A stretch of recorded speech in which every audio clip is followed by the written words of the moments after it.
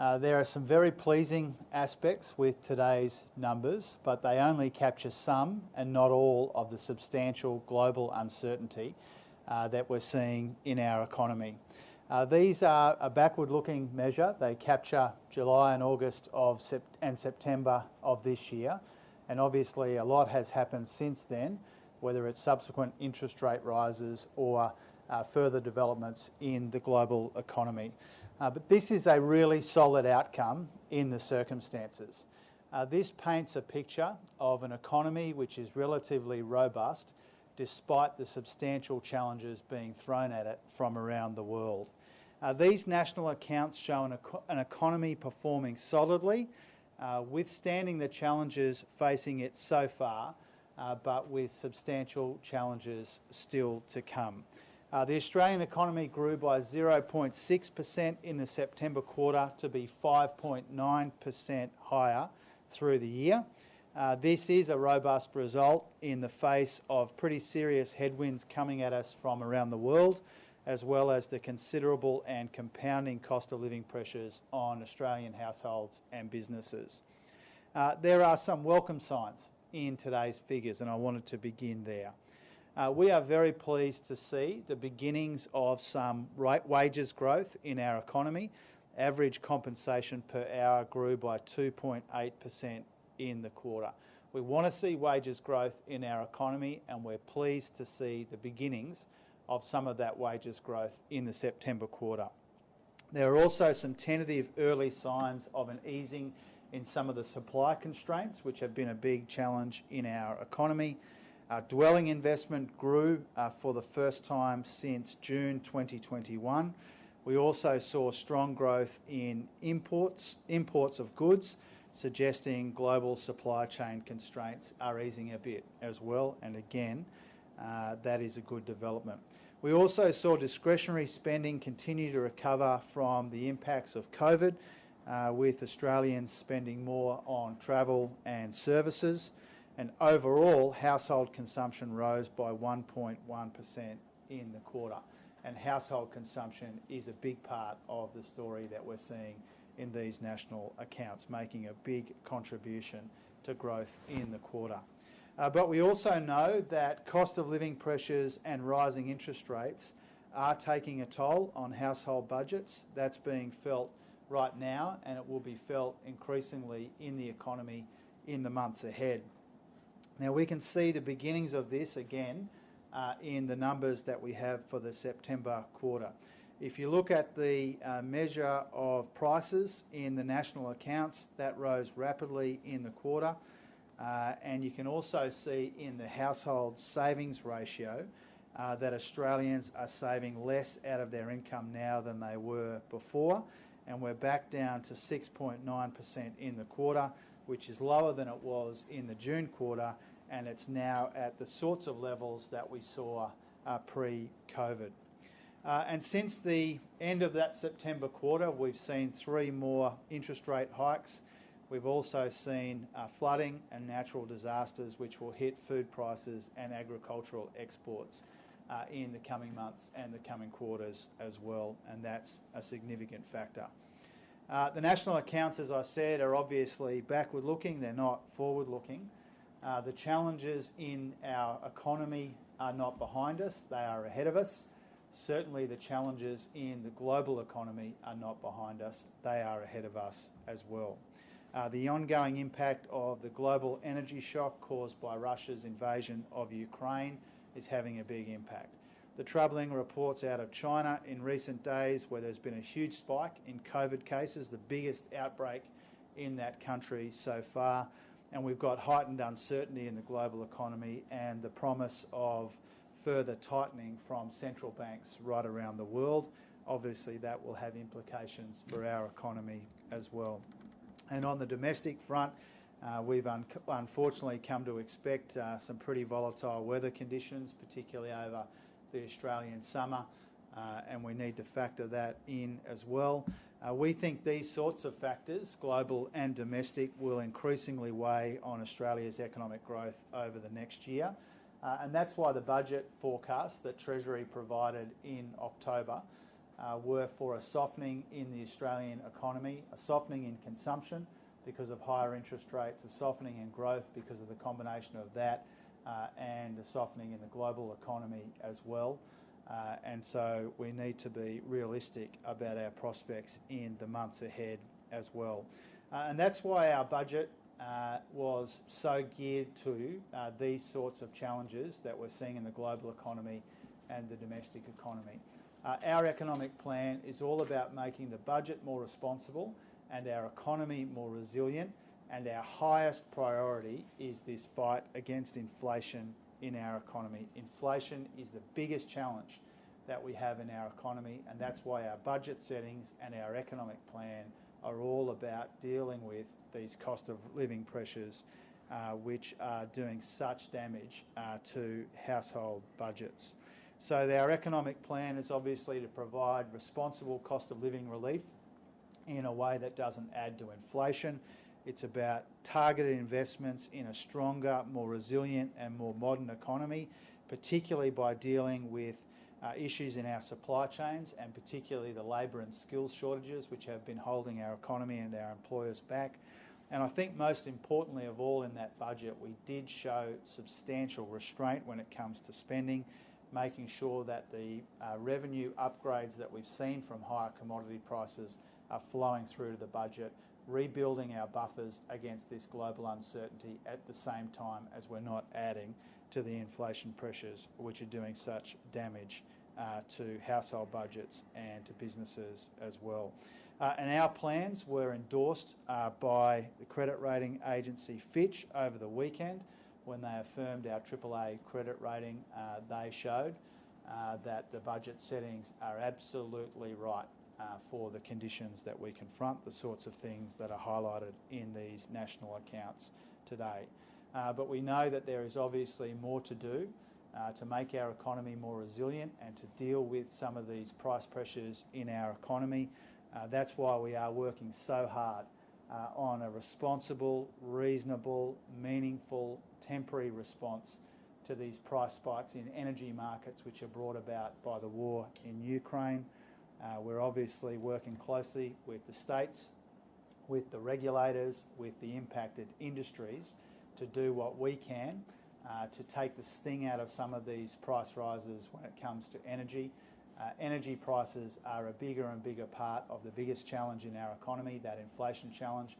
We recognise that. We are prepared to act in a temporary, meaningful, responsible and sensible way, but in order to do that, we need to work closely with the states, the regulators and the affected industries, and that's what we are doing right now.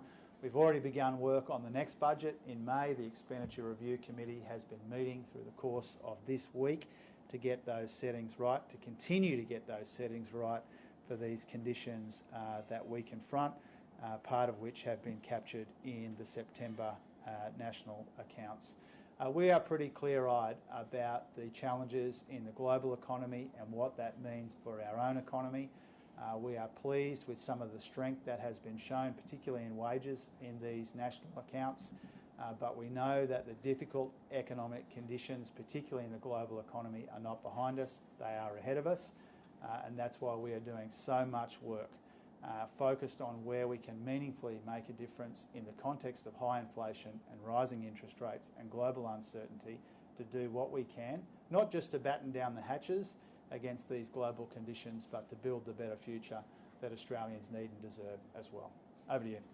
Jim, household savings are down, spendings are up, and you say the worst is ahead of us. How concerned are you about what households will go through this next 6 months, and is that message getting to Australian households? Well, we're under no illusions about the pressures that Australians are under right now.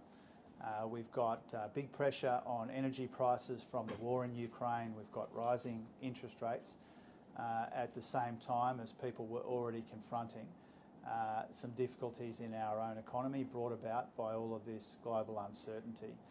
So our message to Australians is we understand the pressure that you are under. We will do what we can to take some of the sting out of these high energy prices in particular. We will continue to manage the economy in a responsible way and make our budget more responsible, our economy more resilient, and do what we can to fight this inflation challenge that so many people are confronting. We have always tried to be upfront with people about the nature and the magnitude of these challenges. There are some pleasing aspects of the national accounts, but obviously there are some troubling elements in our economy, and inflation is the number one challenge that we are confronting together, and we will continue to do what we can, what we reasonably and responsibly can, to deal with the pressures that people are facing. Just a couple of questions on Taiwan, Treasurer. What's your response to the Chinese Foreign Ministry's accusation that the backbench delegation, including Labor MPs, is sending the wrong signal about Taiwan's independence? Oh, well, my focus has been on energy prices and interest rates and the national accounts. And so I'll leave the bulk of the commentary on those sorts of matters to Penny Wong and others. You know, clearly what we want to see in our region is the continuation of the status quo. We want to see a more stable relationship, a stabilised relationship with China, and we've made some important steps in that direction in recent weeks. Beyond that, I'll leave the commentary on those matters to Penny Wong. Should the RBA take note of the slowdown? This GDP growth is lower than what was forecast. That we've seen that in the marketplace as well. Well, I'm not going to give free advice to the Independent Reserve Bank. You know, the Independent Reserve Bank takes these decisions without political interference or political pressure from governments of either political persuasion. That's a long-standing convention that I value and that I respect. The Reserve Bank will take into consideration, when it next meets in February, all of these developments in the economy. You know, we are seeing the beginnings of some softening when it comes to the behaviour of consumers. We are seeing the household savings rate come down. We are seeing some other important developments. No doubt they will weigh all of that up when they come to their decision independently. My focus is on, first of all, in the budget, not making this inflation challenge worse, but secondly, do what we reasonably and responsibly can to take some of the sting out of higher energy prices, working closely with Chris Bowen, the Prime Minister, the states, the regulators, the industries and others to see what we can do there. The Reserve Bank will take their decisions independently. I've got a job to do in the budget and more broadly, and that's what I'm focused on. On energy, have you had a response from the states on the initial talks? Oh, there's been an ongoing conversation with the states. The Prime Minister is engaged with his counterparts. The Energy Minister is engaged with his counterparts as well. And we come to those discussions in a constructive and respectful way. You know, we've all got an interest in doing what we reasonably can to ease the pressure in the energy markets. We are all contemplating steps that we may not have contemplated in years gone by, and that's in recognition that the war in Ukraine is causing havoc on global energy markets. So we will continue to engage with the states in a respectful, constructive and meaningful way. We will try and land an outcome that everyone is happy with, because at the end of the day we all represent the same Australians in one way or another. Australians are doing it really tough with higher energy prices. There are forecasts to be more to come, and that's why we're working so hard and so closely and constructively with everyone who's got a role to play here. Have they given you a figure when it comes to compensation potentially for capping coal prices? Well, the Prime Minister is having those discussions largely, but obviously we're working closely at our end to see what might be possible in the broader response. You know, I've said many times over the course of the last few weeks that I think the best way to deal with some of these issues is via regulation. We will be reasonable, though, when it comes to trying to land an outcome.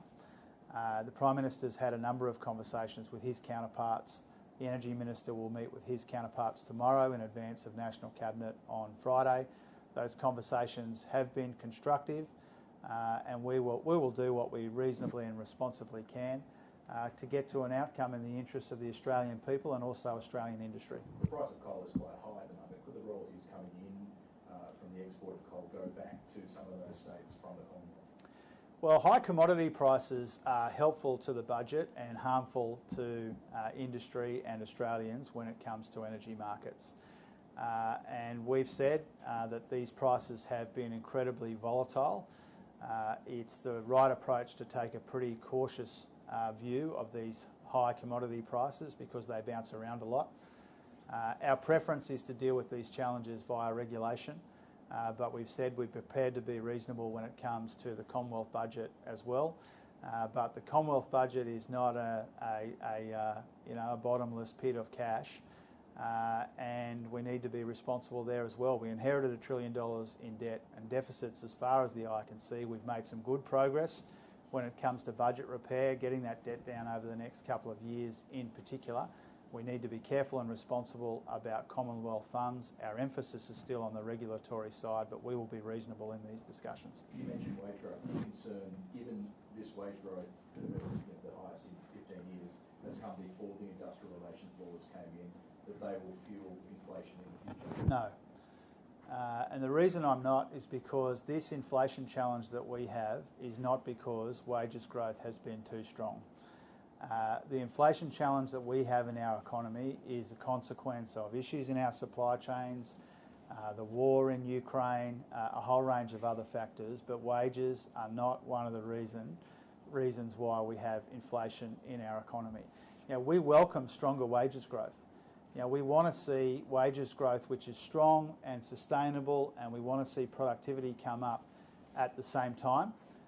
There are some really pleasing aspects of these national accounts when it comes to wages. This is the wages growth that has been absent for much of the past decade, and that's because our predecessors pursued stagnant wages as a deliberate design feature of their economic policy. We take a different approach. We want to see wages growing again. We are heartened by this evidence that has begun to occur, and that's a good thing. There are Australians planning Christmas budgets now, buying presents, planning the Christmas lunch. What do you say to them, given what's still to come in the next 6 months? Well, I think Australians are the best judges of their own financial circumstances. We understand that Australians are under the pump right now, and an interest rate rise is not what homeowners wanted for Christmas. And when they've got price pressures throughout the economy, but particularly when it comes to electricity and servicing the mortgage, we understand that people are doing it tough, and that a lot of people are making difficult decisions about what they substitute out in their own family budgets in order to accommodate higher mortgage repayments and higher energy costs brought about by the war in Ukraine. We are providing responsible cost of living relief in a way that doesn't add to inflation. We are doing what we can in energy to see if we can take some of the sting out of these higher prices, which are doing such damage to household budgets and also to Australian industry. That is our job, and that's what we take responsibility for. Treasurer, apologies if you've been asked about this already, but do you have a... This guy just rocks in halfway, do you see? He's a big deal in Sydney, you see. Stuck in traffic, Treasurer, I apologise. Can I ask what the Australian government's view is about the changes to Indonesian law and whether or not Australia should be considering going over to Indonesia? Yeah, I haven't been focused on this at all. I've been focused on energy prices, interest rates, the national accounts and some of the big challenges in the global economy. I can understand that this has been a source of some anxiety when it comes to Australians travelling there, but I'll leave the commentary on this a bit like some of the other questions to our foreign-facing colleagues. Okay, thanks very much. Thanks, Treasurer.